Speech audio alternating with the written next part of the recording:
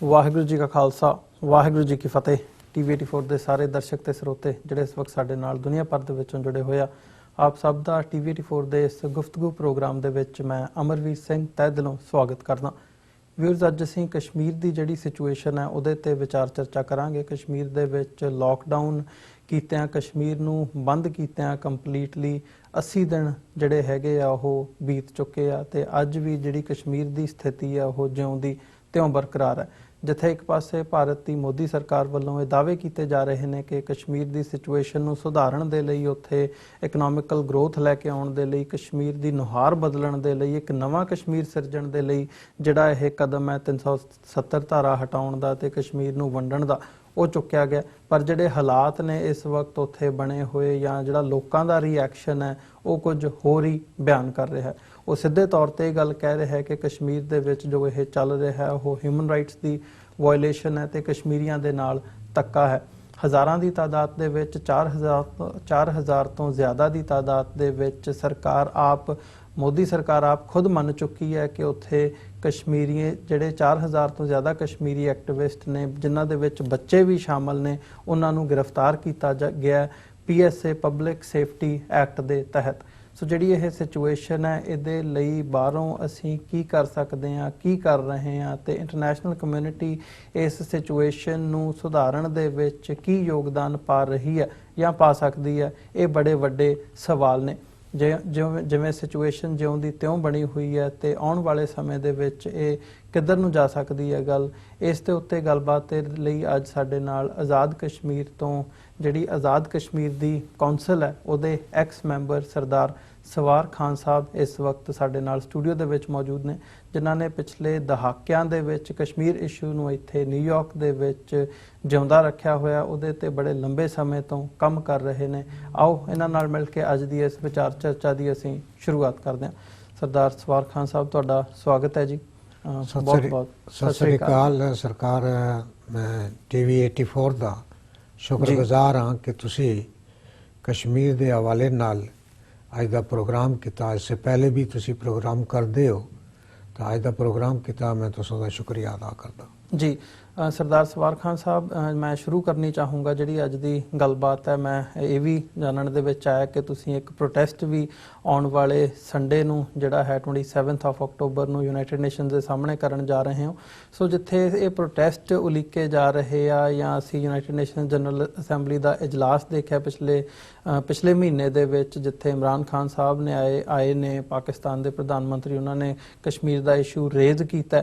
ਕੀ ਸਮਝਦੇ ਹੋ ਕਿ ਅੱਜ ਜਿਹੜੀ ਇਹ ਸਿਚੁਏਸ਼ਨ ਬਣੀ ਹੋਈ ਹੈ, ਇੱਕ ਹਾਈਪ ਜਾਂ ਇੱਕ ਜ਼ਰੂਰ ਉਦੋਂ ਯੂਨਾਈਟਿਡ ਨੇਸ਼ਨਸ ਦੇ ਜਨਰਲ ਇਜਲਾਸ ਦੇ ਟਾਈਮ ਤੇ ਦੇਖਣ ਨੂੰ ਮਿਲੀ, ਪਰ ਅੱਜ ਕਿਤੇ ਨਾ ਕਿਤੇ ਇਹ ਨਜ਼ਰ ਆ ਰਿਹਾ ਹੈ ਵੀ ਕਸ਼ਮੀਰ ਦਾ ਜਿਹੜਾ ਇਸ਼ੂ ਹੈ ਉਹ ਖਬਰਾਂ ਦੇ ਵਿੱਚੋਂ ਵੀ ਘਟਦਾ ਜਾ ਰਿਹਾ ਹੈ, ਜਾਂ ਇਹ ਨਜ਼ਰ ਆ ਰਿਹਾ ਹੈ ਤੇ ਨਾਲ ਹੀ ਈਵਨ ਪਾਕਿਸਤਾਨੀ ਸਾਈਡ ਤੋਂ ਵੀ ਇਹ ਨਜ਼ਰ ਆ ਰਿਹਾ ਹੈ ਕਿ ਉਹਨਾਂ ਦਾ ਵੀ ਇੰਟਰਸਟ ਕਿਤੇ ਘੱਟ ਤਾਂ ਨਹੀਂ ਹੋ ਰਿਹਾ? ਨਹੀਂ, ਐਸੀ ਗੱਲ ਤਾਂ ਨਹੀਂ ਹੈ। ਤੁਸੀਂ ਤੱਕਿਆ ਹੈ ਕਿ ਇੱਕ ਮਹੀਨੇ ਦੇ ਬਾਅਦ ਅਸੀਂ 27 ਅਕਤੂਬਰ ਨੂੰ, ਕਿਉਂਕਿ ਪਹਿਲਾ ਜਿਹੜਾ ਮੁਜ਼ਾਹਰਾ ਸੀ ਉਹ 27 ਸਤੰਬਰ ਨੂੰ ਸੀ ਜੀ। ਉਸ ਮੁਜ਼ਾਹਰੇ ਦੇ ਵਿੱਚ ਤੁਸੀਂ ਸਾਹਮਣੇ ਦੀ ਗੱਲ ਆ ਕਿ ਹਜ਼ਾਰਾਂ ਲੋਕਾਂ ਉੱਥੇ ਆਏ ਔਰ ਆ ਕੇ ਉਹਨਾਂ ਕਸ਼ਮੀਰੀਆਂ ਨਾਲ ਇਜ਼ਹਾਰ ਯਕਜਹਿਤੀ ਕੀਤਾ ਹੈ ਔਰ ਲੋਕਾਂ ਨੂੰ, ਮਕਬੂਜ਼ਾ ਕਸ਼ਮੀਰ ਦੇ ਲੋਕਾਂ ਉੱਪਰ ਜਿਹੜਾ ਜ਼ੁਲਮ ਜ਼ਿਆਦਤੀ ਹੋ ਰਹੀ ਹੈ ਉਸ ਦੇ ਖਿਲਾਫ ਪ੍ਰੋਟੈਸਟ ਕੀਤਾ ਹੈ। ਬਾਹਰ ਅਸੀਂ ਪ੍ਰੋਟੈਸਟ ਕਰ ਰਹੇ ਸੀ, ਅੰਦਰ ਜਿਹੜਾ ਹੈ ਪ੍ਰਾਈਮ ਮਿਨਿਸਟਰ ਪਾਕਿਸਤਾਨ ਜਿਹੜਾ ਹੈ ਉਹ ਕਸ਼ਮੀਰੀਆਂ ਦਾ ਕੇਸ ਜਿਹੜਾ ਹੈ ਬੜੇ ਅੱਛੇ ਤਰੀਕੇ ਨਾਲ ਇੰਟਰਨੈਸ਼ਨਲ ਕਮਿਊਨਿਟੀ ਦੇ ਸਾਹਮਣੇ ਪੇਸ਼ ਕਰਦੇ ਸਨ ਜੀ। ਤੇ ਅਸੀਂ ਇਹ ਸਮਝਦੇ ਹਾਂ ਕਿ ਚੂੰਕਿ ਯੂਨਾਈਟਿਡ ਨੇਸ਼ਨ ਜਿਹੜਾ ਹੈ ਇਹ ਇੰਡੀਆ ਸੀ ਜਿਹੜਾ ਇਸ ਕੇਸ ਨੂੰ ਲੈ ਕੇ ਯੂਨਾਈਟਿਡ ਨੇਸ਼ਨ ਦੇ ਵਿੱਚ ਆਇਆ। ਇਹ ਨਹਿਰੂ ਸੀ ਜਿਹੜਾ ਇਸ ਕੇਸ ਨੂੰ ਉਠਾ ਕੇ ਉੱਥੋਂ ਇੱਥੇ ਲੈ ਆਇਆ ਔਰ ਯੂਨਾਈਟਿਡ ਨੇਸ਼ਨ ਦੀਆਂ 11 ਰੈਜ਼ੋਲੂਸ਼ਨਾਂ ਜਿਹੜੀਆਂ ਹੈ ਉਹ ਉੱਥੇ ਪਾਸ ਹੋਈਆਂ। ਔਰ ਇਹ ਰੈਜ਼ੋਲੂਸ਼ਨ ਆਮ ਰੈਜ਼ੋਲੂਸ਼ਨ ਨਹੀਂ ਹੈ, ਇਹ ਸਿਕਿਉਰਿਟੀ ਕਾਉਂਸਲ ਦੀ ਰੈਜ਼ੋਲੂਸ਼ਨਸ ਹੈ। ਔਰ ਤੁਹਾਨੂੰ ਪਤਾ ਹੈ ਕਿ ਸਿਕਿਉਰਿਟੀ ਕਾਉਂਸਲ ਦੀ ਰੈਜ਼ੋਲੂਸ਼ਨ ਜਦ ਤੱਕ ਸੁਪਰ ਪਾਵਰਸ ਜਿਹੜੀਆਂ 5 ਹੈ ਉਹ ਨਾ ਚਾਹਣ ਤਾਂ ਉਹ ਰੈਜ਼ੋਲੂਸ਼ਨ ਪਾਸ ਨਹੀਂ ਹੁੰਦੀਆਂ ਜੀ। ਲਿਹਾਜ਼ਾ ਸਾਡਾ ਕੋਲ ਜਿਹੜਾ ਹੈ ਇਹ ਅਮਰੀਕਾ ਦੀ ਸਪੋਰਟ ਸੀ, ਫਰਾਂਸ ਦੀ ਸਪੋਰਟ ਸੀ, ਬਰਤਾਨੀਆ ਦੀ ਸਪੋਰਟ ਸੀ, ਈਵਨ ਨਾਲੀ ਉਸ ਵਕਤ ਰਸ਼ੀਆ ਦੀ ਜਿਹੜੀ ਹੈ ਸਪੋਰਟ ਸੀ। ਤੇ ਉਹਨਾਂ ਰੈਜ਼ੋਲੂਸ਼ਨਸ ਦੀ ਬੁਨਿਆਦ ਉੱਪਰ ਅਸੀਂ ਇਹ ਕਹਿੰਦੇ ਹਾਂ ਕਿ ਚੂੰਕਿ ਇਹ ਮਸਲਾ ਜਿਹੜਾ ਹੈ ਡਿਸਪਿਊਟਿਡ ਟੈਰੀਟਰੀ ਹੈ ਔਰ ਇਸ ਦਾ ਮਸਲਾ ਜਿਹੜਾ ਯੂਨਾਈਟਿਡ ਨੇਸ਼ਨ ਦੇ ਵਿੱਚ ਹੈ ਔਰ ਯੂਨਾਈਟਿਡ ਨੇਸ਼ਨ ਦੇ ਮਿਲਟਰੀ ਆਬਜ਼ਰਵਰ ਇਸ ਵਕਤ ਵੀ ਕਸ਼ਮੀਰ ਦੇ ਵਿੱਚ ਹੈ। ਉੱਥੇ ਜਿਹੜਾ ਬਜਟ ਜਿਹੜਾ ਹੈ ਯੂਨਾਈਟਿਡ ਨੇਸ਼ਨ ਦਾ ਖਰਚ ਹੁੰਦਾ ਹੈ, ਔਰ ਤਕਰੀਬਨ ਇਸ ਵਕਤ ਵੀ 117 ਜਿਹੜੇ UN ਦੇ ਰਿਪਰੈਜ਼ੈਂਟੇਟਿਵ ਹੈ ਉਹ ਕਸ਼ਮੀਰ ਦੇ ਵਿੱਚ ਹੈ, ਜਿਹੜਾ ਸੀਜ਼ਫਾਇਰ ਲਾਈਨ ਨੂੰ ਤੱਕਦੇ ਹੈ ਔਰ ਸੀਜ਼ਫਾਇਰ ਲਾਈਨ ਦੀ ਗੱਲ ਕਰਦੇ ਹੈ। ਤੇ ਲਿਹਾਜ਼ਾ ਅਸੀਂ ਇਹ ਸਮਝਦੇ ਹਾਂ ਕਿ ਮਸਲਾ ਅਦਮ ਤਵੱਜੋ ਦਾ ਸ਼ਿਕਾਰ ਤਾਂ ਜ਼ਰੂਰ ਹੈ ਵੇ, ਇਸੀ ਕੋਈ ਸ਼ੱਕ ਨਹੀਂ ਹੈ, ਕਿਉਂਕਿ ਸਿਕਿਉਰਿਟੀ ਕਾਉਂਸਲ ਦੀ ਜ਼ਿੰਮੇਵਾਰੀ ਬਣਦੀ ਹੈ ਕਿ ਉਹ ਇਸ ਮਸਲੇ ਨੂੰ ਹੱਲ ਕਰਨ, ਕਿਉਂਕਿ ਇਸ ਦਾ ਹੱਲ ਕੀਤੇ ਬਗੈਰ ਹੈ ਇਹ ਮਸਲਾ ਕਿਤਾ ਨਹੀਂ ਲੱਗੇਗਾ। ਇਹ ਤਾਂ ਸਾਨੂੰ ਪਤਾ ਹੈ ਕਿ ਇਸ ਤੋਂ ਪਹਿਲੇ ਮੋਦੀ ਸਰਕਾਰ ਜਿਹੜੀ ਕੋਸ਼ਿਸ਼ ਕਰ ਰਹੀ ਹੈ 370 ਨੂੰ ਖਤਮ ਕਰਕੇ ਜਾਂ 35A ਨੂੰ ਖਤਮ ਕਰਕੇ, ਚਲੋ ਇਹ ਉਹਨਾਂ ਦੀ ਕੋਸ਼ਿਸ਼ ਤਾਂ ਜ਼ਰੂਰ ਹੈ ਜਿਹੜੇ ਕਾਬਲੇ ਮਜ਼ਮਤ ਹੈ। ਅਸੀਂ ਤਾਂ ਚੂँकि ਜਿਹੜੇ ਸਬ ਕੰਟੀਨੈਂਟ ਦੇ ਲੋਕ ਹਾਂ, ਜਿਹੜੇ ਸਿੱਖ ਵੀ ਹੋਣ ਜਾਂ ਮੁਸਲਮਾਨ ਹੋਣ, ਜੀ ਅਸੀਂ ਤਾਂ ਆਪਣੇ ਮਜ਼ਹਬ ਦੇ ਪੈਰੋਕਾਰ ਹਾਂ। ਅਸਾਂ ਇਸ ਗੱਲ ਤੇ ਫਰਮਲੀ ਜਿਹੜਾ ਹੈ ਬਿਲੀਵ ਕਰਦੇ ਹਾਂ ਕਿ ਸਾਡੇ ਫੋਰਫਾਦਰ ਜਿਹੜੇ ਹੈ ਵਾਅਦੇ ਕਰਨ, ਤੇ ਸਾਡੀ ਅੱਛੀ ਔਲਾਦ ਦਾ ਕੰਮ ਹੁੰਦਾ ਹੈ ਕਿ ਆਪਣੇ ਫੋਰਫਾਦਰ ਦੇ ਜਿਹੜੇ ਵਾਅਦੇ ਹੈ ਜਾਂ ਜਿਹੜੀ ਉਹਨਾਂ ਨੇ ਕਮਿਟਮੈਂਟ ਹੈ ਉਸ ਨੂੰ ਪੂਰੀ ਕੀਤੀ ਜਾਵੇ। ਜੀ ਇਹ ਕਮਿਟਮੈਂਟ ਇੰਡੀਆ ਕੀਤੀ ਹੈ ਕਿ ਕਸ਼ਮੀਰੀਆਂ ਨੂੰ ਇਹ ਰਾਈਟ ਦਿੱਤਾ ਜਾਏਗਾ ਕਿ ਉਹ ਆਪਣੇ ਮੁਸਤਕਬਲ ਦਾ ਤਯਨ ਕਰਨ। ਉਹ ਕਿਸ ਦੇ ਨਾਲ ਰਹਿਣਾ ਚਾਹੁੰਦੇ ਹੈ, ਉਹ ਇੰਡੀਆ ਨਾਲ ਰਹਿਣਾ ਚਾਹੁੰਦੇ ਹੈ, ਉਹ ਪਾਕਿਸਤਾਨ ਨਾਲ ਰਹਿਣਾ ਚਾਹੁੰਦੇ ਹੈ, ਕਿਉਂਕਿ ਕਸ਼ਮੀਰ ਦੇ ਇਹਨਾਂ ਰੈਜ਼ੋਲੂਸ਼ਨਾਂ ਵਿੱਚ ਦੋ ਹੀ ਆਪਸ਼ਨ ਹੈ। ਜੀ तो मैं हैरान दे इस गल पिछे हाँ कि इंडिया ये गल क्यों कर रहा। जब इंडिया कह रहा कि लोग उसके नाल है तो फिर रायशुमारी कराने विच के हर्ज है। तुसी जनाब सीधा तरीका जमहूरी तरीका तुसी कहते हो कि असी जनाब है दुनिया की वाहिद जमहूरीयत हाँ, तो तुसी वाहिद जमहूरीयत है तो तुसी अगर कश्मीरी वाकई तुहाडे नाल रहने चाहते साड़ा की इतराज़ हो सकता है जी। और ये इंडिया जड़ा है वो गलत तरीके नाल इन चीज़ों अगे यानी कि प्रोजेक्ट कर रहा, गलत तरीके नाल गल कर रहा। असल ये गल नहीं है, क्योंकि कश्मीरी जड़े हैं वो उन्होंने नाल नहीं है और नहीं रहेंगे। अब हुण मोदी सरकार ये कोशिश करती है, ये RSS वाले ये कोशिश करते हैं कि असी ज़बरदस्ती उन्होंने अपने नाल रखांगे, जी जिहड़ा कि मेरे ख्याल के मुताबिक पॉसिबल नहीं है। तो मैं ये समझदा कि सिक्योरिटी काउंसिल के अंदर भी मसला ज़ेरे बहस आया, जनरल असैम्बली के अंदर भी ज़ेरे बहस आया, और पाकिस्तान तो अलावा चाइना भी साड़ी हमायत की है, ईरान भी साड़ी हमायत की है, तुर्की भी साड़ी हमायत की है, इंज और ने मुल्कां भी साड़ी हमायत कर दी है की है। तो मैं ये नहीं समझदा कि मसला कोई अंडरग्राउंड ले जा सन मोदी साहब, ये अगे बढ़ेगा। और चूँकि पाकिस्तान ये कोशिश कर रहा है नहीं, एक ਅਗਰੈਸਿਵਨੈਸ ਦੀ ਗੱਲ ਹੁੰਦੀ ਹੈ, ਜਿਵੇਂ ਇਸ਼ੂ ਨੂੰ ਪਰਸਿਊ ਕੀਤਾ ਜਾਂਦਾ ਹੈ। ਉਹ ਯੂਨਾਈਟਿਡ ਨੇਸ਼ਨਸ ਦੇ ਜਦੋਂ ਆਏ ਹੈ ਇਮਰਾਨ ਖਾਨ ਸਾਹਿਬ, ਉਦੋਂ ਇੱਕ ਹਾਈਪ ਸੀ, ਉਦੋਂ ਇਸ਼ੂ ਵੀ ਹਾਈਲਾਈਟ ਹੋਇਆ, ਮੀਡੀਆ ਨੇ ਵੀ ਚੁੱਕਿਆ। ਪਰ ਉਹ ਤੋਂ ਬਾਅਦ ਦਾ ਜੇ ਟਾਈਮ ਪੀਰੀਅਡ ਦੇਖਣਾ ਹੋਵੇ ਤਾਂ ਹੁਣ ਇੱਥੇ US ਦੇ ਵਿੱਚ ਵੀ ਕੰਗਰੈਸ਼ਨਲ ਹੀਅਰਿੰਗ ਹੋਈ ਹੈ ਪਿਛਲੇ ਦਿਨਾਂ ਦੇ ਵਿੱਚ, ਪਿਛਲੇ ਹਫਤੇ, ਜਿੱਥੇ US ਦੇ ਲਾਅ ਮੇਕਰਸ ਨੇ ਕਸ਼ਮੀਰ ਦਾ ਜਿਹੜਾ ਇਸ਼ੂ ਹੈ ਉਹਦੇ ਤੇ ਹੀਅਰਿੰਗ ਕੀਤੀ ਹੈ। ਸੋ ਇੰਡੀਆ ਨੇ ਅਗਰੈਸਿਵਲੀ ਲੌਬੀ ਕੀਤੀ ਹੈ ਇੱਥੇ ਅਮਰੀਕਾ ਦੇ ਵਿੱਚ ਕਿ ਉਸ ਹੀਅਰਿੰਗ ਨੂੰ ਕਿਵੇਂ ਨਾ ਕਿਵੇਂ ਜਿਹੜਾ ਉਹਦਾ ਇੰਪੈਕਟ ਆ ਉਹ ਘਟਾਇਆ ਜਾ ਸਕੇ। ਪਰ ਤੁਹਾਡੇ ਵੱਲੋਂ ਜਿਹੜੀ ਕਸ਼ਮੀਰੀ ਲੀਡਰਸ਼ਿਪ ਹੈਗੀ ਹੈ ਇੱਥੇ ਬਾਹਰ ਡਾਇਸਪੋਰਾ ਦੇ ਵਿੱਚ ਜਾਂ ਪਾਕਿਸਤਾਨੀ ਸਾਈਡ ਵੱਲੋਂ, ਉਹ ਅਗਰੈਸਿਵਨੈਸ ਨਹੀਂ ਨਜ਼ਰ ਆਈ ਕਿ ਉਸ ਇਸ਼ੂ ਨੂੰ ਜਾਂ ਉਸ ਹੀਅਰਿੰਗ ਨੂੰ ਪ੍ਰਮੋਟ ਕਿਵੇਂ ਕੀਤਾ ਜਾਵੇ, ਜਾਂ ਅਮਰੀਕਾ ਦੇ ਜਿਹੜੇ ਲਾਅ ਮੇਕਰਸ ਨੇ ਉਹ ਕੀ ਕਹਿ ਰਹੇ ਆ, ਉਸ ਹੀਅਰਿੰਗ ਦੇ ਵਿੱਚੋਂ ਕੀ ਸਾਹਮਣੇ ਆਇਆ ਉਹਨੂੰ ਦੁਨੀਆ ਦੇ ਸਾਹਮਣੇ ਰੱਖਿਆ ਜਾਵੇ, ਪ੍ਰੋਜੈਕਟ ਕੀਤਾ ਜਾਵੇ। 22 ਅਕਤੂਬਰ ਨੂੰ ਇਹ ਜਿਹੜੀ ਸਮਾਤ ਕਾਂਗਰਸ ਦੇ ਵਿੱਚ ਹੋਈ ਹੈ, ਕਾਂਗਰਸ ਦੀ ਸਬ ਕਮੇਟੀ ਦੇ ਵਿੱਚ ਹੋਈ ਹੈ, ਇਹ ਤੁਸਾਂ ਦੇ ਜ਼ਿਹਨ ਵਿੱਚ ਹੋਣਾ ਚਾਹੀਦਾ ਕਿ ਪਹਿਲੀ ਦਫਾ ਇਸ ਤਰ੍ਹਾਂ ਅਫੀਸ਼ੀਅਲੀ ਅਮਰੀਕੀ ਕਾਂਗਰਸ ਦੇ ਵਿੱਚ ਇਹ ਕੇਸ ਜਿਹੜਾ ਹੈ ਜ਼ੇਰੇ ਸਮਾਤ ਆਇਆ ਹੈ ਜੀ। ਉਸ ਦੇ ਵਿੱਚ ਠੀਕ ਹੈ ਕਿ ਸਟੇਟ ਡਿਪਾਰਟਮੈਂਟ ਦਾ ਜਿਹੜਾ ਮੌਕਫ ਸੀ ਉਸ ਦੇ ਨਾਲ ਮੈਂ ਵੀ ਮੁਤਫਿਕ ਨਹੀਂ ਹਾਂ, ਮੈਂ ਅਮਰੀਕਾ ਦਾ ਸ਼ਹਿਰੀ ਹਾਂ ਜੀ, ਲੇਕਿਨ ਸਟੇਟ ਡਿਪਾਰਟਮੈਂਟ ਦਾ ਜਿਹੜਾ ਸਟੇਟਮੈਂਟ ਉੱਥੇ ਕਮੇਟੀ ਦੇ ਸਾਹਮਣੇ ਆਇਆ ਸੀ ਉਹ ਮੁਨਾਸਬ ਨਹੀਂ ਸੀ, ਉਹ ਠੀਕ ਨਹੀਂ ਸੀ, ਉਹ ਹਾਲਾਤ ਦੇ ਮੁਤਾਬਕ ਨਹੀਂ ਸੀ। ਉਹ ਕਸ਼ਮੀਰ ਨੇ ਜਿਹੜਾ ਅਫੀਸ਼ੀਅਲ ਸਟੈਂਡ ਹੈ ਜਾਂ ਕਸ਼ਮੀਰ ਦਾ ਜਿਹੜਾ ਕੇਸ ਹੈ ਉਸ ਦੇ ਮੁਤਾਬਕ ਨਹੀਂ ਸੀ ਜੀ। ਔਰ ਸਟੇਟ ਡਿਪਾਰਟਮੈਂਟ ਦਾ ਜਿਹੜਾ ਮੌਕਫ ਜਿਹੜਾ ਸੀ ਉਹ ਕਲੀਅਰ ਨਹੀਂ ਸੀ। ਲੇਕਿਨ ਜਿਹੜੇ ਕਾਂਗਰਸਮੈਨ ਸਨ ਜਾਂ ਜਿਹੜੇ ਉੱਥੇ ਵਿਟਨੈਸਿਸ ਪੇਸ਼ ਹੋਏ ਉਹਨਾਂ ਲੋਕਾਂ ਬੜੇ ਖੁੱਲ੍ਹ ਕੇ ਤੇ ਇੰਡੀਆ ਦੇ ਇਸ ਇਕਦਾਮ ਦੀ ਮਜ਼ੰਮਤ ਕੀਤੀ ਹੈ ਔਰ ਉਹਨਾਂ ਖੁੱਲ੍ਹ ਕੇ ਇਹ ਗੱਲ ਕਿਹਾ ਕਿ ਇੰਡੀਆ ਜ਼ਿਆਦਤੀ ਕਰ ਰਿਹਾ ਔਰ ਕਸ਼ਮੀਰੀਆਂ ਦਾ ਹੱਕ ਹੈ ਕਿ ਉਹਨਾਂ ਨੂੰ ਹੱਕ ਮਿਲਣਾ ਚਾਹੀਦਾ ਹੈ। और ये रिकग्नाइज्ड इंटरनेशनल इशू है, ये दो तरफा इशू नहीं है। ये स्टेट डिपार्टमेंट जड़ा शिमला माहिदे की गल करता है, शिमला माहिदा जड़ा है वो 1972 विच होया। अब 1972 के माहिदा अज 2019 है जी, ये इतना लंबा अरसा गुजर गया तो इंडिया जड़ा है वो कदे भी यानी कि इसके ऊपर गलबात नहीं करता।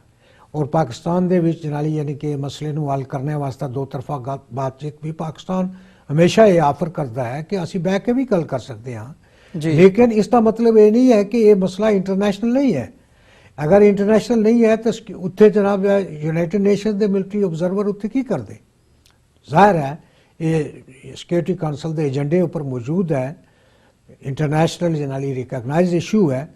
और दो तरफा अगर इंडिया हल करना चाहना, इंडिया हमेशा इले तिले जनाली करता है और जड़ी गल्लां बातां जनाली वो करता है वो मुनासिब नहीं है। उसनूं टैररिज्म नाल देना, टैररिज्म केड़ी टैररिज्म? असें इंडिया के अंदर कश्मीरियां एक मरले उपर भी इंडिया के अंदर जाके कोई कार्रवाई नहीं की जी, असें बंबे विच कलकत्ता विच किसी जगह इंडियन हदूद के अंदर नहीं की। लेकिन कश्मीर जड़ा है वो इंडियन हदूद नहीं है। India cross border terrorism India कर रहा कि वो साढ़े घर दे विच आके उत्थे कश्मीरियन नूं मार रहा, कश्मीरियन नाल जुल्म ज्यादती कर रहा और उत्थे जनाली ये जुल्म ज्यादती करके वो ये कहता है कि इस जुल्म ज्यादती की बुनियाद पर वो कश्मीर ते कब्जा जारी रख सकसी। मेरा अपना ख्याल है कि ये गल नहीं हो सकनी।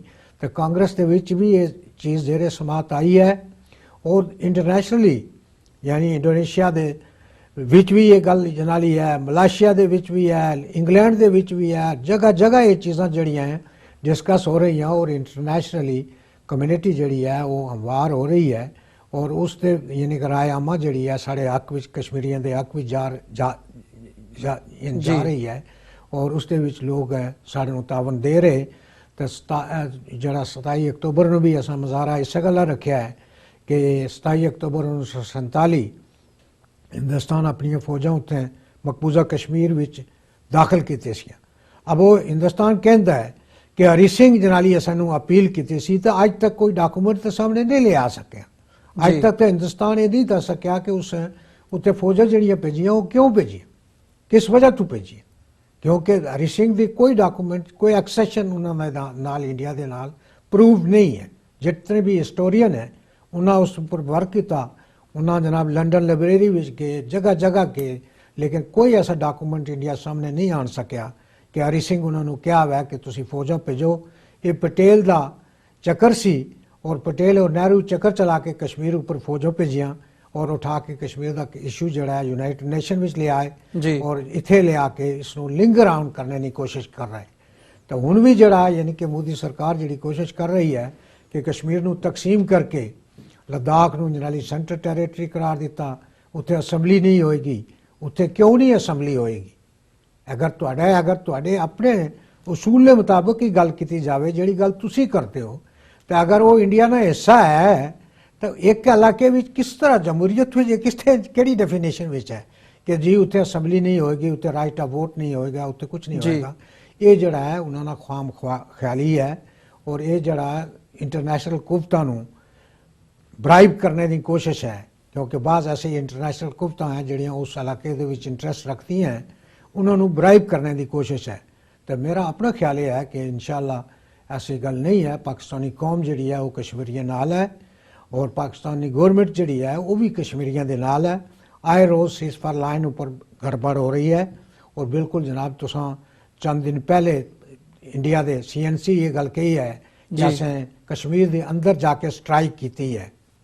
अब पाकिस्तान जड़ा है वो इंटरनेशनल ऑब्जर्वर्स को लेके मुख्तलिफ डिप्लोमेट्स को लेके जिस जगह का उन्हें क्लेम किया उस जगह पर वो चले गए और उन्होंने जाके वो जगह दिखाई है कि इतने तक लो कि भाई इंडिया ना आर्मी चीफ ये गल कहता है, तुसी मौके ते तक लियो कि भाई ये गल है और उन्हें मौके उपर तक के ऐसी कोई गल है ही नहीं सी।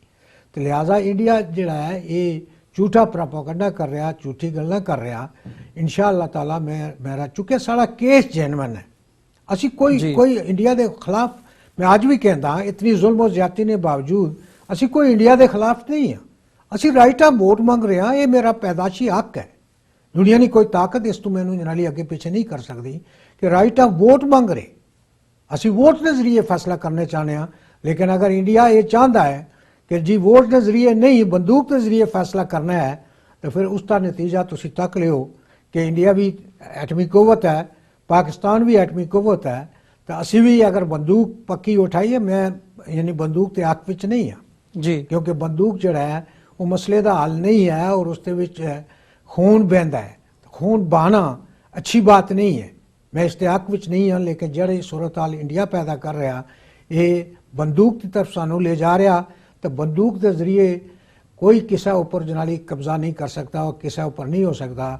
ਅਗਰ ਬੰਦੂਕ ਦੇ ਜ਼ਰੀਏ ਇਹ ਗੱਲ ਹੋ ਸਕਦੀ ਹੁੰਦੀ ਤਾਂ ਅਫਗਾਨਿਸਤਾਨ ਵਿੱਚ ਰਸ਼ੀਆ ਬਰਕਰਾਰ ਰਹਿੰਦਾ। ਜੀ, ਅੱਜ ਅਫਗਾਨਿਸਤਾਨ ਤੋਂ ਅਮਰੀਕਾ ਬਾਹਰ ਆ ਰਿਹਾ, ਤਾਂ ਬੰਦੂਕ ਦੇ ਜ਼ੋਰ ਨਾਲ ਕਿਸੇ ਕੌਮ ਨੂੰ ਜਾਂ ਕਿਸੇ ਇਲਾਕੇ ਨੂੰ ਮਾਕੂਮ ਨਹੀਂ ਰੱਖਿਆ ਜਾ ਸਕਦਾ।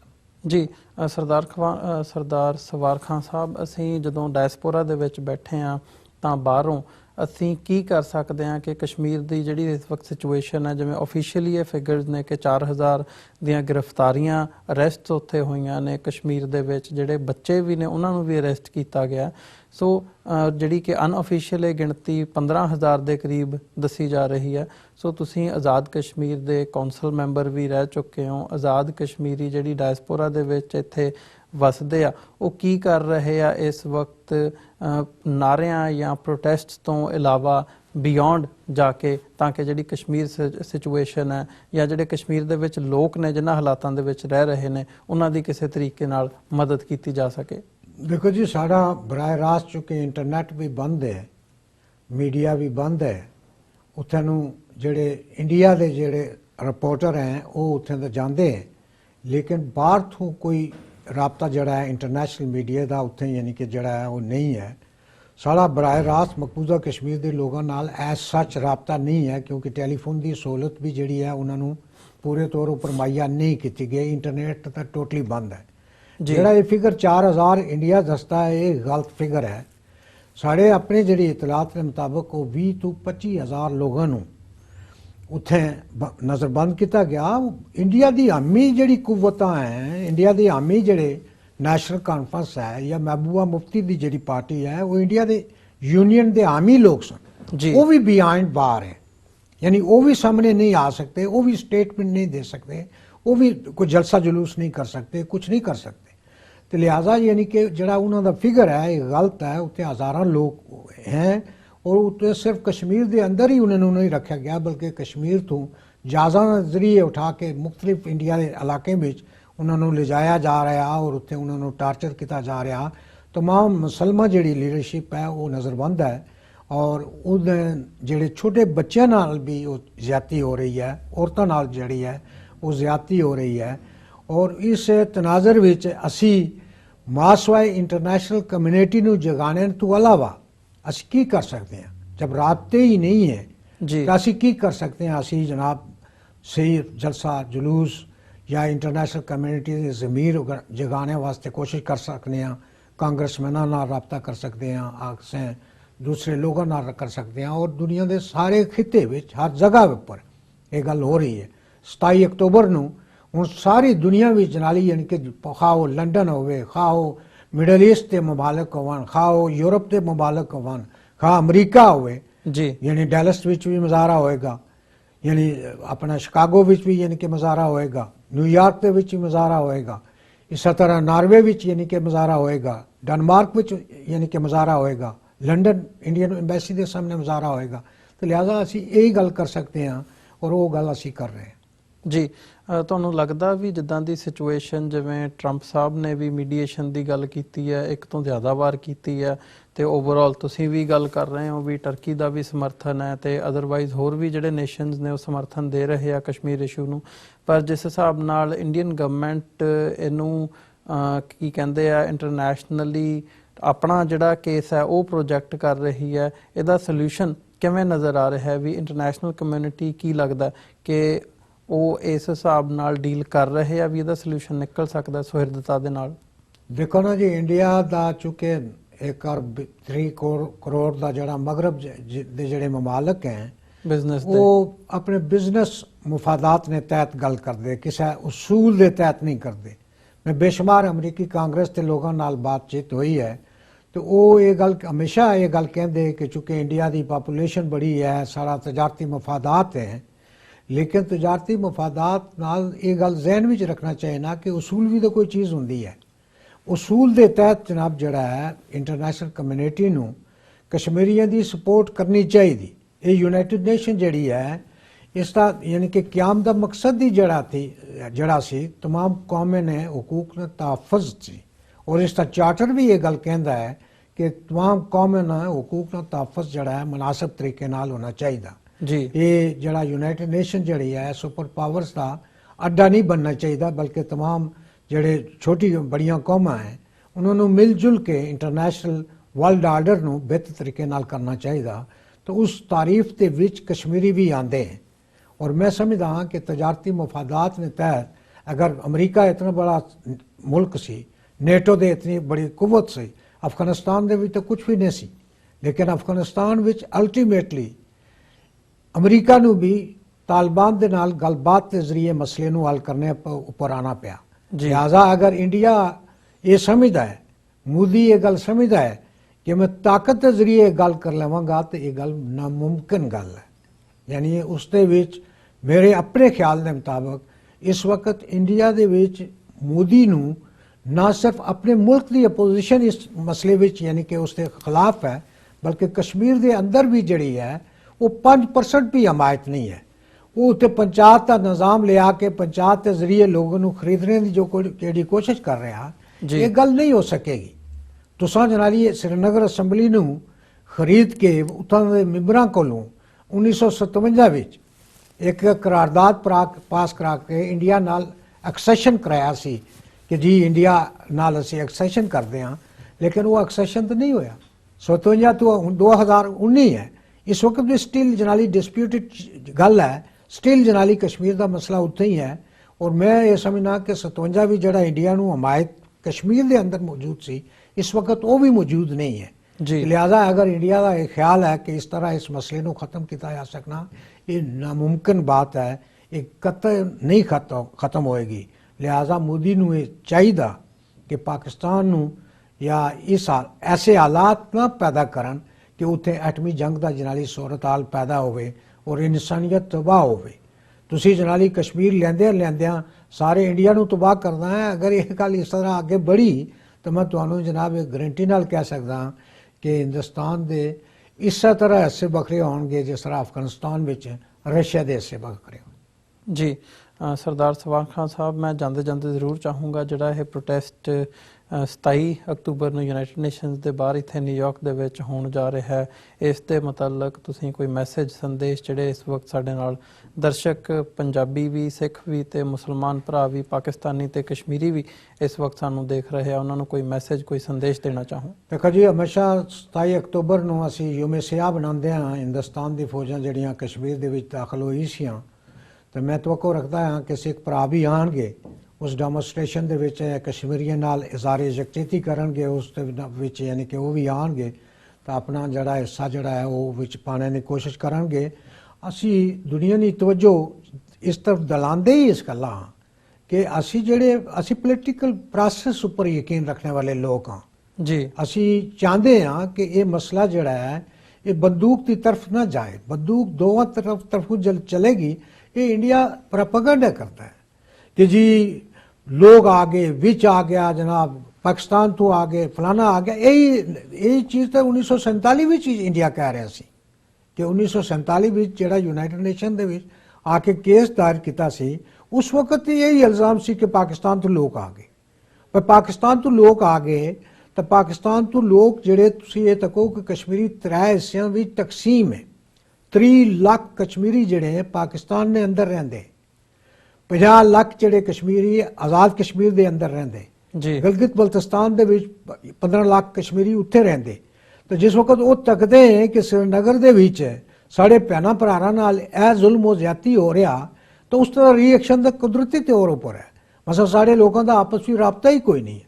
यूनाइटेड नेशन के जेड़े सिक्योरिटी काउंसिल के रेजोल्यूशनस हैं उस दे विच आम आदमी की फ्रीडम ऑफ मूवमेंट है। असी जनाली मैं श्रीनगर नहीं जा सकता, मैं अमरीका तो आ गया, दुनिया के हर खिते भी जा सकना, लेकिन मेरा मुल्क जड़ा कश्मीर है, मैं कश्मीर श्रीनगर नहीं जा सकता। ਤੇ ਲਿਹਾਜ਼ਾ ਇਸ ਤਰ੍ਹਾਂ ਦੀ ਜ਼ੁਲਮ ਜ਼ਿਆਦਤੀ ਜਿਹੜਾ ਇੰਡੀਆ ਕਰ ਰਿਹਾ ਹੈ ਉਸ ਨੂੰ ਬੰਦ ਕਰਨਾ ਚਾਹੀਦਾ। ਤਾਂ ਅਸੀਂ ਤਵੱਕੋ ਰੱਖਦੇ ਹਾਂ ਕਿ 27 ਅਕਤੂਬਰ ਦਾ ਜਿਹੜਾ 27 ਸਤੰਬਰ ਦਾ ਮੁਜ਼ਾਹਰਾ ਸੀ ਉਹ ਤਾਂ ਬਹੁਤ ਹਜ਼ਾਰਾਂ ਵਿੱਚ ਸੀ ਜੀ ਯਾਨੀ ਉਹ ਬਹੁਤ ਬੜਾ ਮੁਜ਼ਾਹਰਾ ਸੀ, ਇਤਨਾ ਦਾ ਅਸੀਂ ਨਹੀਂ ਕਰ ਸਕਦੇ, ਲੇਕਿਨ ਛੋਟਾ ਸਾ ਜਿਹੜਾ ਪ੍ਰੋਟੈਸਟ ਹੈ ਅਸੀਂ ਕਰਾਂਗੇ ਔਰ ਸਾਰੇ ਕਸ਼ਮੀਰੀ ਪਾਕਿਸਤਾਨੀ ਔਰ ਸਿੱਖ ਭਰਾ ਜਿਹੜੇ ਉਸ ਦੇ ਵਿੱਚ ਸ਼ਾਮਲ ਹੋ ਕੇ ਤੇ ਸਾਡੇ ਨਾਲ ਤਾਵਨ ਕਰਨਗੇ। ਇਹ ਅਸਾਂ ਇਸ ਤਰੀਕੇ ਨਾਲ ਮਕਬੂਜ਼ਾ ਕਸ਼ਮੀਰ ਦੇ ਲੋਕਾਂ ਨਾਲ ਇਜ਼ਹਾਰ ਯਕਜਹਿਤੀ ਕਰ ਰਹੇ ਹਾਂ। ਉਹ ਉੱਥੇ ਜ਼ੁਲਮ ਜ਼ਿਆਦਤੀ ਬਰਦਾਸ਼ਤ ਕਰ ਰਹੇ ਤਾਂ ਅਸਾਂ ਇੱਥੇ ਟਾਈਮ ਦਾ ਕੀਮਤ ਜਿਹੜੀ ਹੈ ਟਾਈਮ ਦੇਵਾਂਗੇ ਔਰ ਉਹਨਾਂ ਨਾਲ ਇਜ਼ਹਾਰ ਯਕਜਹਿਤੀ ਕਰਾਂਗੇ। ਜੀ ਸਰਦਾਰ ਸਾਹਿਬ ਬਹੁਤ ਬਹੁਤ ਧੰਨਵਾਦ ਤੁਹਾਡਾ। ਵੀਅਰਸ ਉਮੀਦ ਕਰਦੇ ਹਾਂ ਜਿਹੜੀ ਅੱਜ ਦੀ ਸਾਡੀ ਇਹ ਗੱਲਬਾਤ ਸੀ ਸਰਦਾਰ ਸਵਾਰ ਖਾਨ ਹੋਰਾਂ ਦੇ ਨਾਲ ਜਿਹੜੇ ਕਿ ਆਜ਼ਾਦ ਕਸ਼ਮੀਰ ਤੋਂ ਬਿਲੋਂਗ ਕਰਦੇ ਆ ਤੇ ਆਜ਼ਾਦ ਕਸ਼ਮੀਰ ਦੀ ਜਿਹੜੀ ਕੌਂਸਲ ਹੈਗੀ ਆ ਉਹਦੇ ਮੈਂਬਰ ਵੀ ਰਹਿ ਚੁੱਕੇ ਆ। ਸੋ ਇਹ ਵਿਚਾਰ ਚਰਚਾ ਤੁਹਾਨੂੰ ਪਸੰਦ ਆਈ ਹੋਵੇਗੀ। ਸੋ ਸਾਡਾ ਵੀ ਇੱਕ ਕਿਤੇ ਨਾ ਕਿਤੇ ਹਿਊਮੈਨਿਟੇਰੀਅਨ ਆਸਪੈਕਟ ਨੂੰ ਮੁੱਖ ਰੱਖਦਿਆਂ ਹੋਇਆ ਫਰਜ਼ ਬਣਦਾ ਹੈ ਕਿ ਕਸ਼ਮੀਰੀਆਂ ਦੇ ਹੱਕ ਦੇ ਵਿੱਚ ਜੋ ਵੀ ਅਸੀਂ ਕਰ ਸਕਦੇ ਹਾਂ ਇੰਡੀਵਿਜੂਅਲੀ ਵੀ ਤੇ ਜਥੇਬੰਦਕ ਤੌਰ ਤੇ ਵੀ ਉਹ ਅਸੀਂ ਉਹ ਯੋਗਦਾਨ ਜਿਹੜਾ ਹੈ ਉਹ ਪਾਈਏ। ਸੋ ਅੱਜ ਦੇ ਸ਼ੋਅ ਦੇ ਵਿੱਚ ਇੱਥੇ ਹੀ ਇਜਾਜ਼ਤ ਚਾਹਾਂਗੇ। ਦੁਬਾਰਾ ਫਿਰ ਤੁਹਾਡੇ ਨਾਲ ਮੁਲਾਕਾਤ ਹੋਵੇਗੀ। ਸਰਦਾਰ ਸਾਹਿਬ ਤੁਹਾਡਾ ਬਹੁਤ ਬਹੁਤ ਧੰਨਵਾਦ। ਫਤਿਹ ਦੀ ਸਾਂਝ ਪਾਈਏ ਜੀ। ਵਾਹਿਗੁਰੂ ਜੀ ਕਾ ਖਾਲਸਾ, ਵਾਹਿਗੁਰੂ ਜੀ ਕੀ ਫਤਿਹ ਜੀ। ਸ਼ੁਕਰੀਆ, ਬਹੁਤ ਸ਼ੁਕਰੀਆ। Thank you.